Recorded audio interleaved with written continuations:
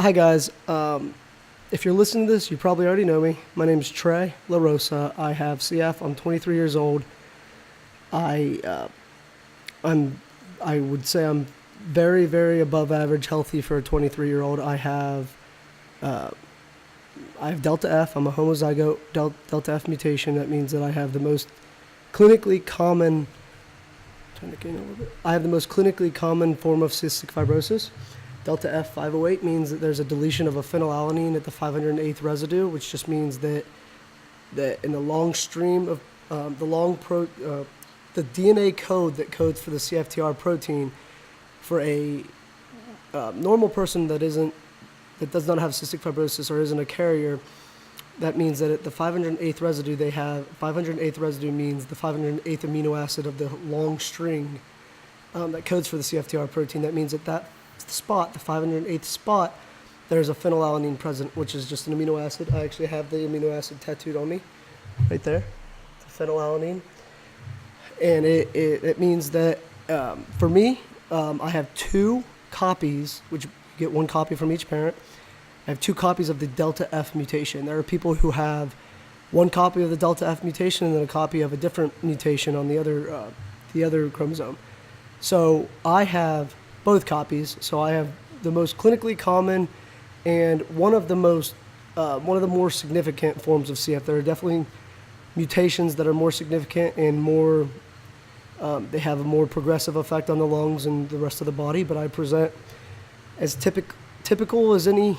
In a case, if you were looking at a case study and you looked at my presentation, I'd present exactly as you would expect a CF patient to present. I have chronic sinusitis, I have some polyps, I have lung disease, bronchiectasis, I have GI issues, GI disturbances. I'm pancreatic insufficient, which means that I have to take enzymes every time I eat to help digest the foods that I eat. So those enzymes are I take Creon 36, which means that there's a ton of enzymes because my pancreas is pretty much mostly scar tissue. I've had fatty liver disease at one point.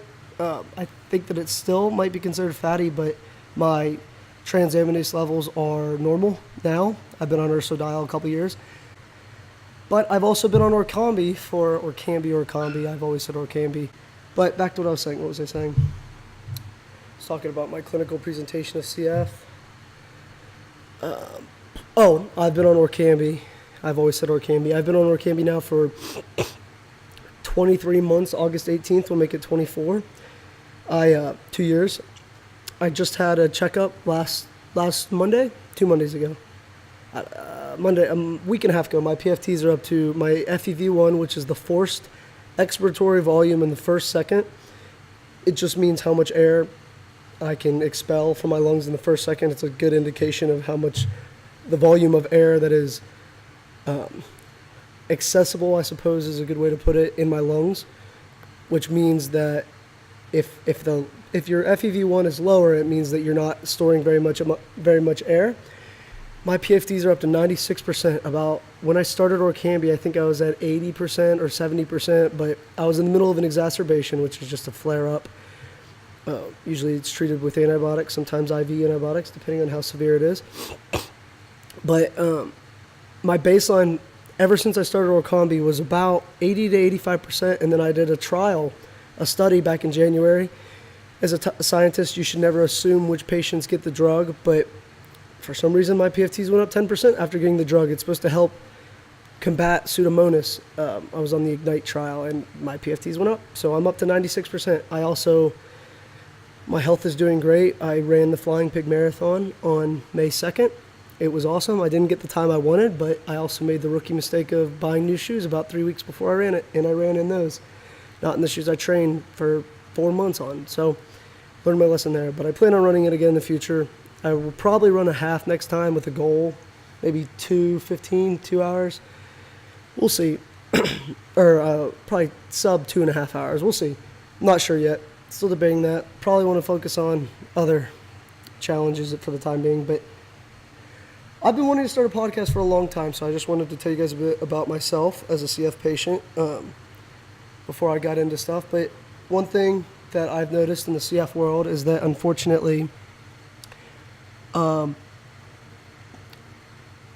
it's kind of hard to put it this way, but unfortunately, a lot of times it's considered to, a lot of people don't like to speak actively about it, or when they do, they like to kind of sugarcoat things and kind of,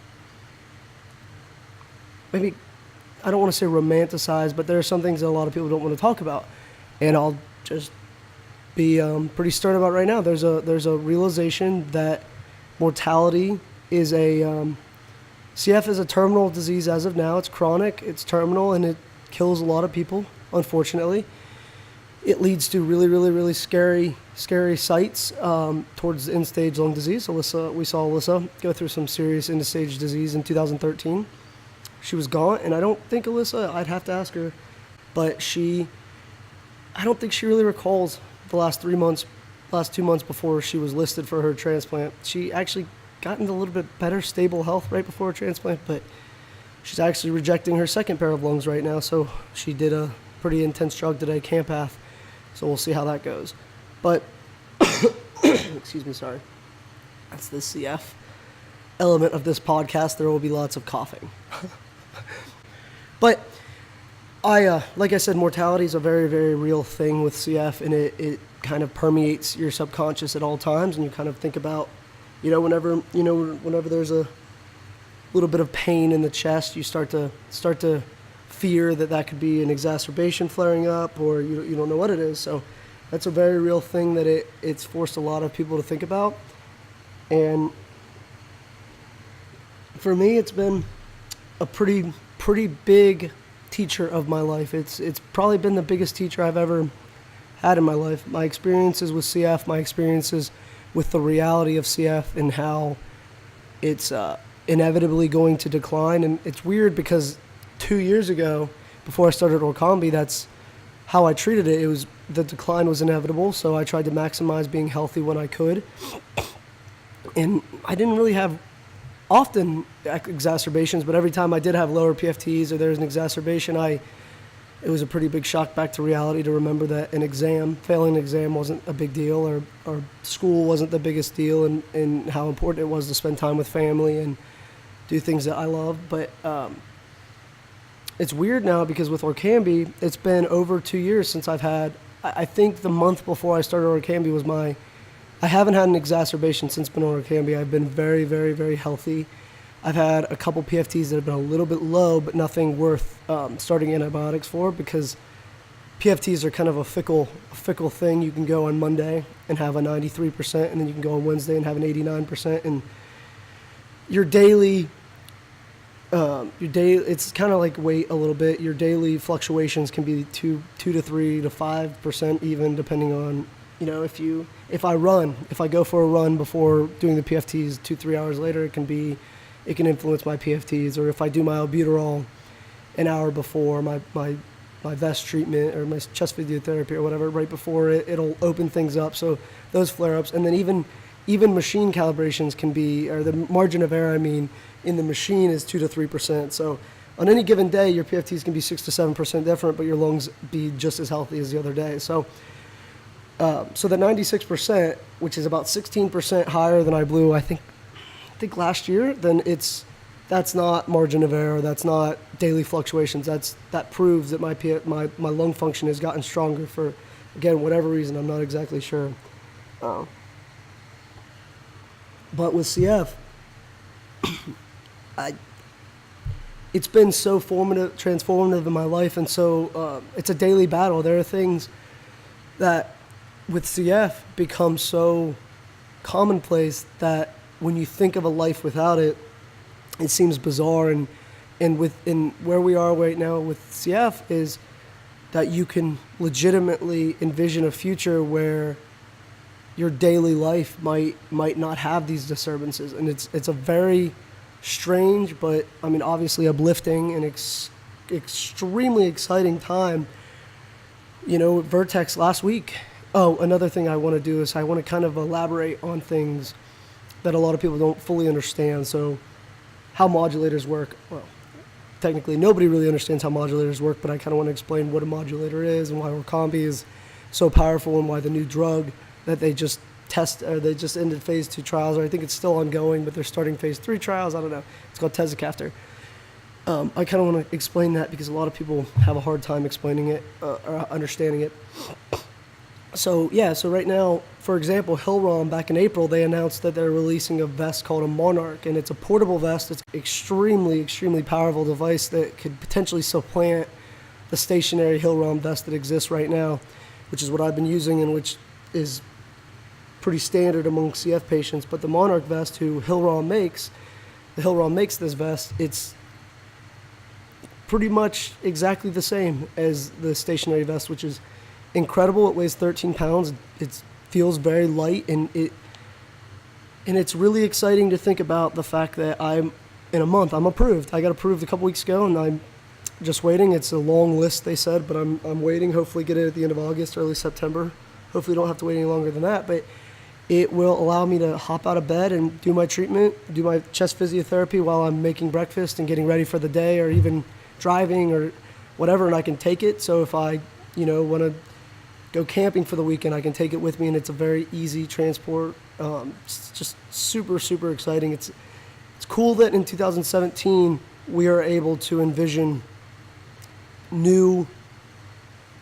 everything that we're envisioning is not something to combat the disease itself, but improve quality of life, which is a really, really, really good place to be for a community of CF patients, because it's no longer about how something is going to stop the degradation of life, but rather it's improving their daily life right now. So we're able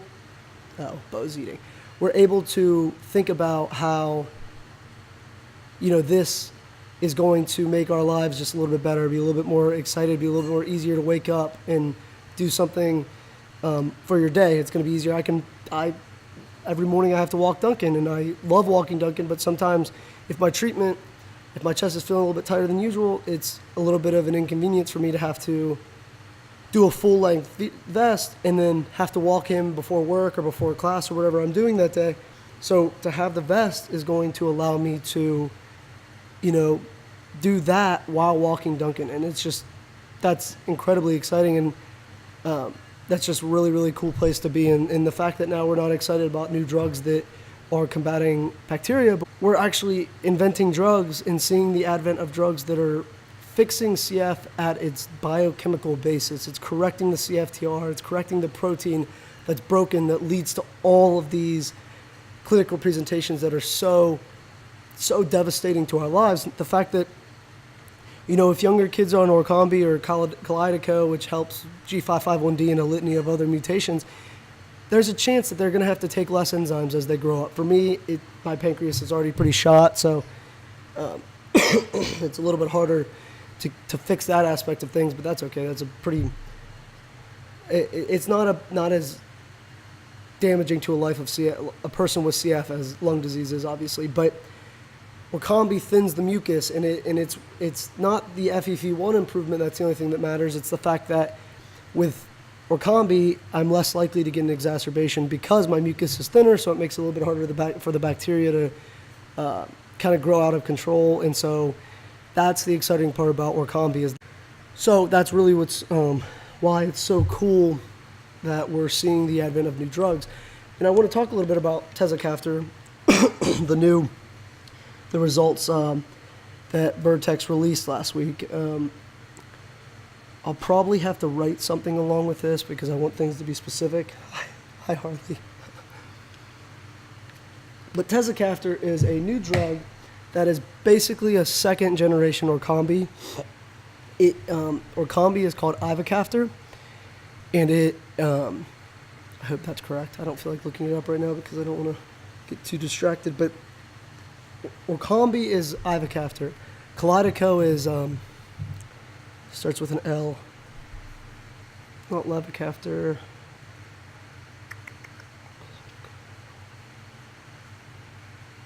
Not sure. But Tezacaftor, which is the new drug, is so ivacaftor which is Orkambi, is a combination drug. So it means it combines 809 and 770, VX 809, VX 770, which are compounds that Vertex created and patented and blah, blah, blah. So back to my point, which is ivacaftor is VX809 and VX770. I hope that's true. Tezacaftor is VX661 and 770.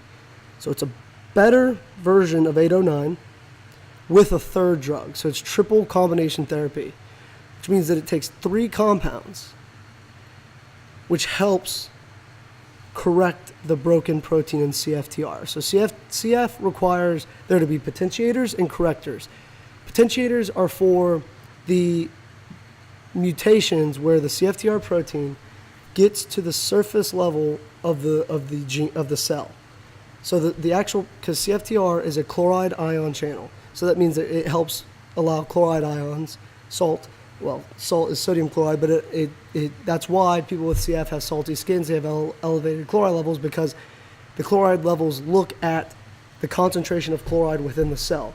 So without a functioning CFTR protein, the chloride ions are not getting out of the cell, so there's elevated chloride concentration in the cell. So a potentiator fixes that protein, that it actually gets to the surface, but it's broken, so the chloride ions can't get through it. So that's what a potentiator does. A corrector is a protein that doesn't even reach the surface. So the protein is just floating around inside the cell, and it's complex biochemistry for why this happens. In a lot of science, it's something we don't even fully understand and we're learning about every day. But with a corrector, it is what allows the protein to get to the surface. So that's why Kalydeco, which helped people with the CF, it helped CF patients with the G551D mutation. Kalydeco, which it only affects, again, my numbers are going to be bad. I'm usually pretty good about remembering this, but because this is a podcast or whatever, and people are actually going to listen to it, I don't know if people are going to listen to it, but I don't want people. So Kalydeco, which only helped patients with this G551D mutation, and then it's been approved for several other mutations now, but they have a simpler, so their mutation is more mild. So usually that means that their presentation is less significant. It means that they have less bronchiectasis, healthier lungs, fewer exacerbations, all of that, because it's a simpler mutation. And it means that there's actually a little bit of CFTR function in people with G551D prior to being on Kalydeco. So it was an easier mutation to fix, but it was a nice hurdle that had to be crossed because they only needed a potentiator. With my mutation, Delta F508, and many other mutations, the majority of the CF community, it requires a corrector and a potentiator. So once the potentiator was solved, then they just had to seek out to find a corrector. So then once they figured that out, they combined them, combination therapy, Orkambi was released. But the Kalydeco results were incredible. It showed, I think, people's FEV1 was up 10%. People were not even having exacerbations over the course of a year of being on it. They weren't even being, I remember reading about patients that were so healthy, which I would never advise this, and I didn't like hearing this because I think it basically sent the message that people were feeling cured, but people were ceasing treatments. They were still doing some antibiotics, maintenance antibiotics drugs, and like other things like pancreatic enzymes, stuff like that, but they were ceasing doing their VEST treatments in the morning. They were claiming that overnight they're able to do incredible physical things that they hadn't ever expected to do again, all that, which is exciting and all that, but I think it sends the wrong message because CF is still a chronic disease that degrades your lung function over time, and whatever. The results were exciting for Kalydeco. When Orkambi's results were released, phase 2 I remember being excited, hoping that the results were going to be nearly similar or nearly identical to what Kalydeco showed. They weren't. They showed, I think, FEV1 improvement of maybe 3 to 5%. The results were significant, but they weren't, they were statistically significant, but they weren't life-changingly significant. It was exciting because I think the long term was only maybe over 24 weeks, 6 months, so they just needed to, prove efficacy to a degree, and they needed to prove safety. But the good thing about CF drugs is that they don't want to do 5-year-long studies because longitudinal studies like that it takes too long to benefit a big population. So the results were good enough that Orkambi was approved by the FDA. Great. I've been on it. I'm thrilled with it.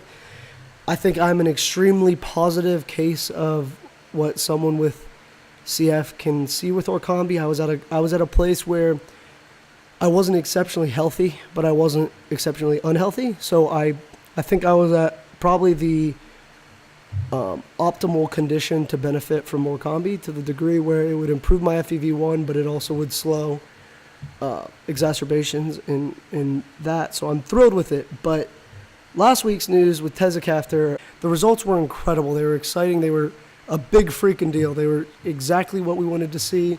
They showed statistically incredibly significant results that people's FEV1s were going up by a median of 10%.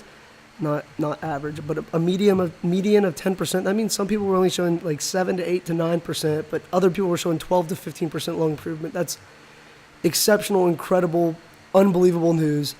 That the results there, chloride, some patients chloride delta F. This is one of the most significant mutations of CF. We're showing literally normal chloride levels. That's unbelievable. That means that their CFTR function was working well enough that they were reaching what a person without CF reaches. This is just these are the results we had hoped to see in 2014 when Orkambi was first huge news. These were the results that we saw with Kalydeco in the less significant mutation, but now we're seeing it in one of the more significant mutations. And the crazier part is they've developed 3 triple combination therapies that can reach up to 95, I think, % of mutations of people with CF. That means that these can help almost every mutation, a very, very small percentage, which eventually one day, hopefully once the cure happens, which is probably, in my opinion, going to be gene therapy, CRISPR-Cas, something like that. But until that day, if we can reach, right now we're only reaching, I think, maybe 70% of the population of people are eligible for Orkambi or Kalydeco. Now we can have a drug that's potentially going to be released by 2018, that's eligible for 95% of people with CF. That's unbelievable news. I'm a fan of the dramatic. It's one of the biggest pieces of news in the CF world in a long, long time. It's the third piece of news in the modulator world. The first was huge news with Kalydeco, obviously, then Orkambi. But I think this is the best news yet because of so many people benefiting with CF, people being approved, hopefully to young ages. We're talking maybe 1 to 2 year olds on this. That could potentially slow the progression of CF to where they don't clinically present other than maybe elevated chloride levels. Maybe their lungs are okay. Maybe they don't have pancreatic sufficiency until we're talking teens, which is, we don't know long term. I want to be very careful because if people do listen to this, I don't want to send the wrong message or anything, but this is huge news. This is the news I've been hoping for a long, long time. Come here. Harley, he's so cute. He's holding his bone. He's just staring at me. Come here, Harley. Come here. Come here. Hold up. I want you to see this. Hi, buddy. Say hi to the camera. Say hi to the camera. He's wiggling like crazy. What are you barking at? He just barked at the camera. He's so cute. So yeah, this is huge news. And again, I want to talk for a second about, oh man, this is really zoomed up in my face. The thing about CF is that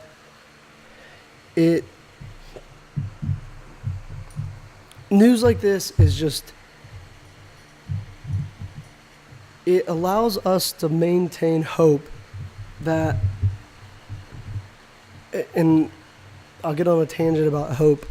Hope is one of the most important things for the CF community because with a disease that takes its toll over such long periods of time and it's slow progressing usually and it's constantly in the back of your mind. There are times where you go 3 months feeling healthy, 6 months feeling healthy or something, and you start to feel normal.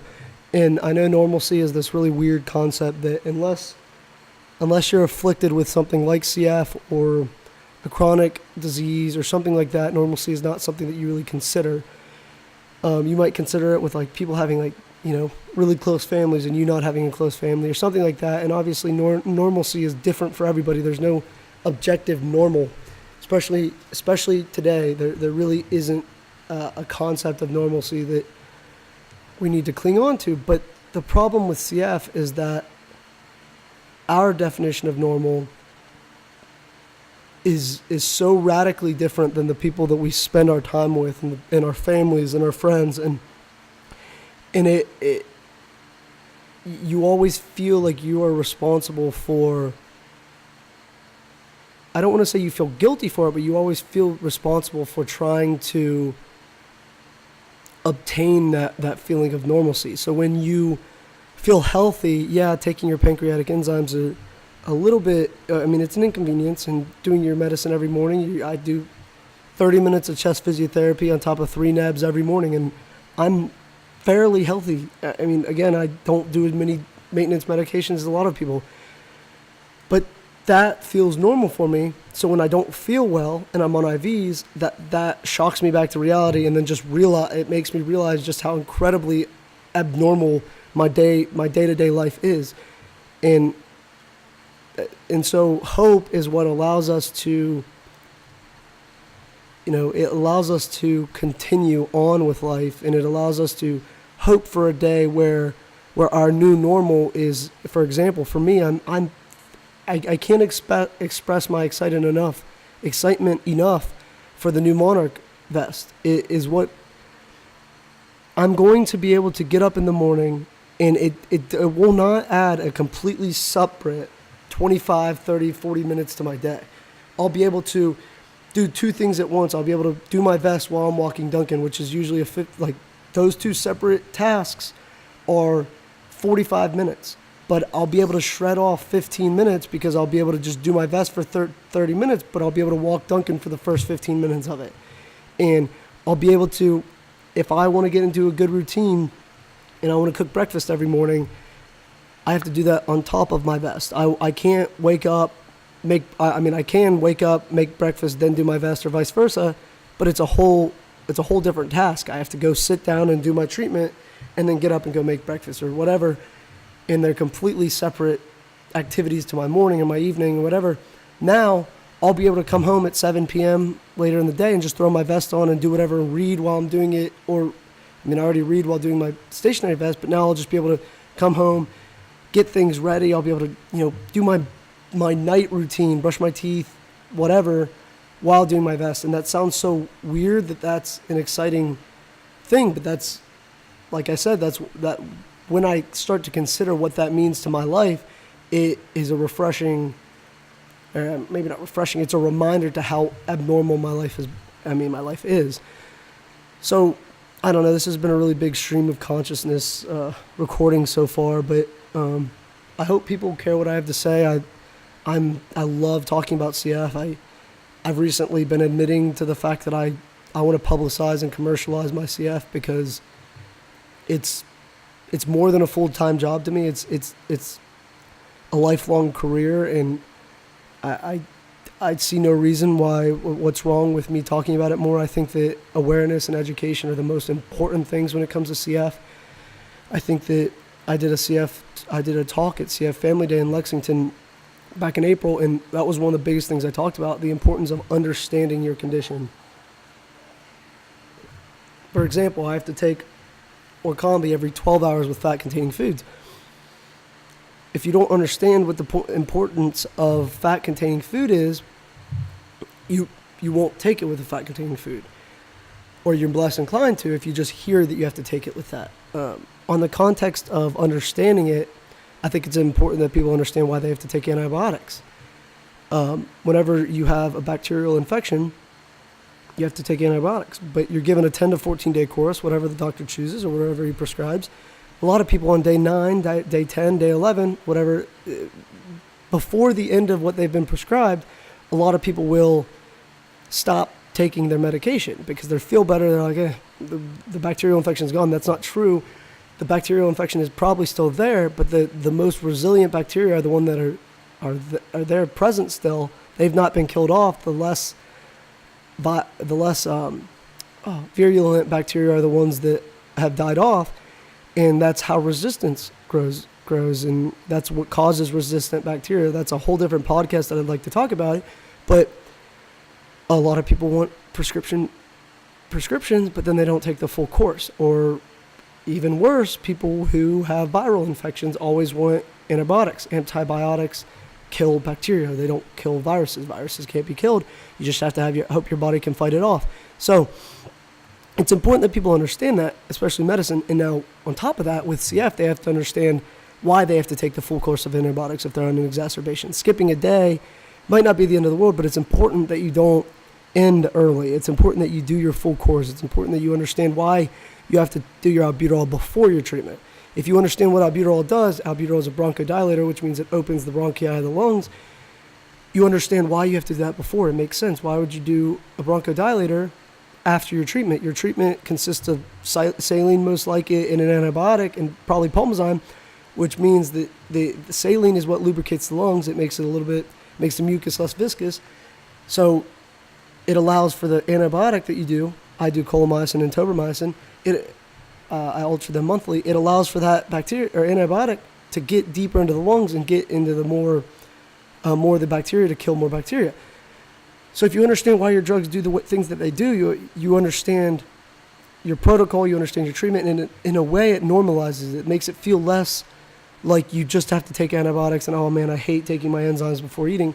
If you understand why you have to take your enzymes before eating, because the protease in the pancreatic enzyme degrades the protein in the chicken I'm about to eat, it makes it, in a weird way, it gives you control. If you understand why you have to do something, you understand how you can beat it. This was a very, very, very long stream of consciousness podcast. I just wanted to kind of record something and just kind of go off the cuff before I do anything in particular. I want to see if people actually listen to it, if people are interested. And so if you have listened to this whole thing, which is unlikely, if you've listened to this whole thing, if you're interested in what I have to say about CF, I would like to have a little bit more coherent of a podcast. I'd like to actually talk about life with CF. I'd like to actually have topics that I talk about, focus on. Maybe I'll do 10-minute podcasts, or if they're a little bit more heavy, I'll talk 20, 30 minutes. But I want to educate people about CF. I want people to understand what I do on a daily basis. And since I'm recording this on camera, I can show things too. I can talk about, I don't have anything right now, but I can actually show my enzymes. I can show my antibiotics I have to take. I can show examples on my vest and record that. I have this mic, so it's easy for me to talk.